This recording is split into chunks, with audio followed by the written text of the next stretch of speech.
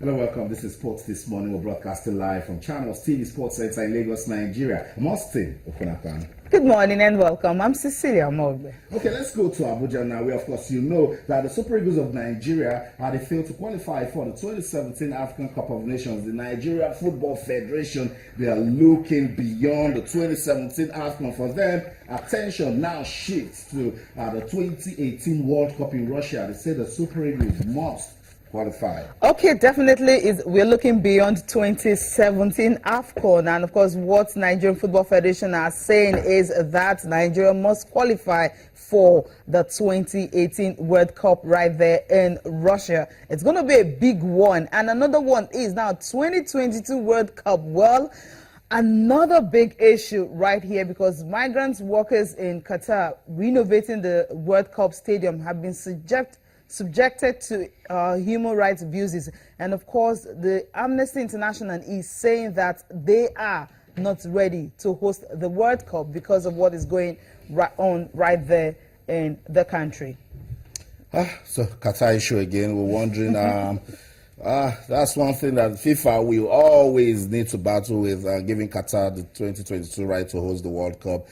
If we're not hearing about rights issues, we're hearing about the weather condition, we're hearing about it being shifted. We're also hearing about construction work going on, and how they need to, meet international standards. But I really think Qatar can put up a good World Cup. Yeah, I think they can. But if you check what Amnesty International is looking at, they're saying that dozens of construction workers from Nepal, India, actually rebuilding the Khalifa Stadium. Is a very vast sporting complex. Is big in Doha. They're saying that they charge recruitment fees, and the houses they've been that they stay usually it's inhuman. So they've been given inhuman treatment. So because of that, they feel that ill treatment they're giving to the workers. So it's a kind of how do I put it now? It's like a kind of a high-profile incident that is raising a whole lot of talks, concerning the World Cup. So if you're looking at a country who wants to host the very best in the world, the best football tournament, or rather the biggest sporting event, FIFA usually holds every 4 years, then a country like that cannot afford to treat about 132 workers they've interviewed in such manner. So almost all the workers are saying this is what they're facing, the inhuman treatment they're facing, where they're staying, the money they get paid, and all that is really not enough. So they're thinking the way they're treating those human beings, they're the ones that are building structures for this World Cup. Why treat them like that?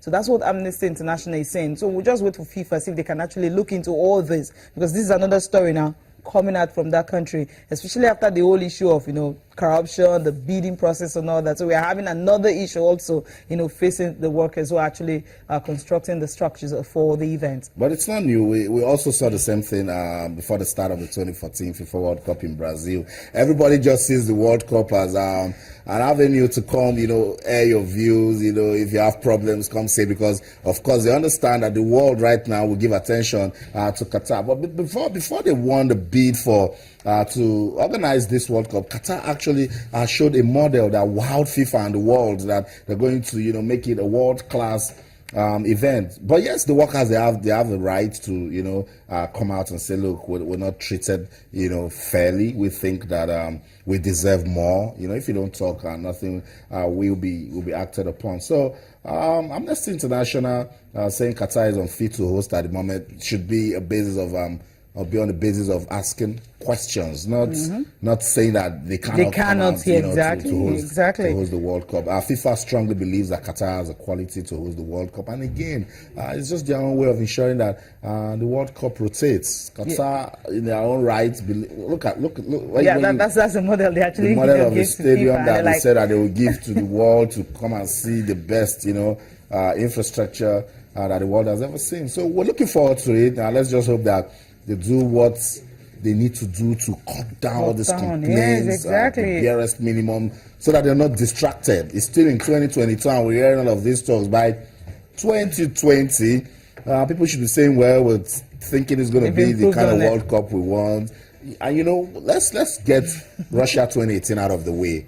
and then people will see an improvement. Yeah, I hope so, because another story, the reason why, Amnesty International even had to come out to actually start talking about this was the fact that about 7 men from Nepal who worked on the Khalifa Stadium in 2015 told them that they wanted to return home to check on their family. Remember the earthquake that happened in that country, but they were not allowed to actually leave, to go see their families and all that. So that's the aspect they are also looking at, where you have hundreds of labor supply companies operating in Qatar, often bringing in, lowly paid migrant workers from places like India and some other countries, and they allow them to work here, and the condition is really not human at all. But we're hoping that the Qatar 2022 Supreme Council, they've actually said in a statement that improving safety and living conditions for the 5,100 construction workers building the stadium, then they feel that they can actually increase that number to 36,000, so that they'll have more people actually building it, and what is happening will no longer be happening again. They can actually do that, then definitely it will be best standard practice, so to speak, everywhere. Yeah, Cecilia, what I know is that come 2022, we are going to see a World Cup, and that World Cup will be staged in Qatar, and I'm sure Qatar will do all they can to ensure that it's a memorable World Cup. Let's don't have a choice.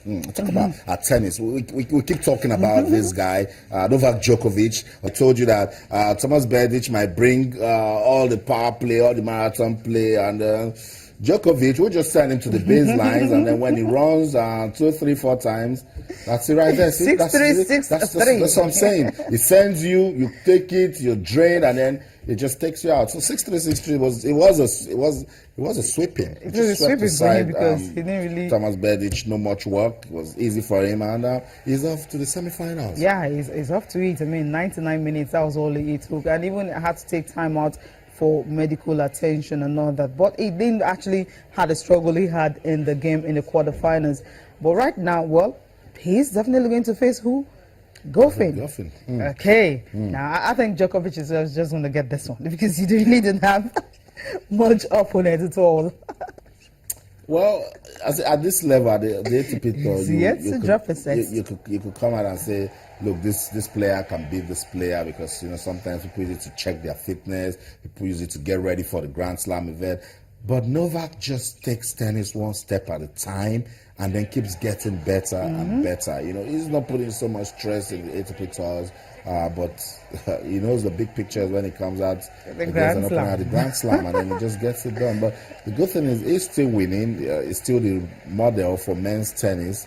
And model, I think I like that. Yeah, that's the model right there for men. Check it out for him this year. Yeah, so 27 matches he has played. He has won 26, and of course the only defeat was actually February, when he was forced to retire against Feliciano Lopez in Dubai due to the eye infection. He retired. He wasn't beaten. So he retired, so he wasn't beaten. Right. So in 27 games, he having 26 wins for Novak Djokovic. He's having another fantastic year. So another title in the kitchen. That's right. That's Novak Djokovic for you and tennis. So the world number 1 has advanced into the semi-finals at the Miami Open. Now let's see if he can push David Goffin around also, and then make it to the final.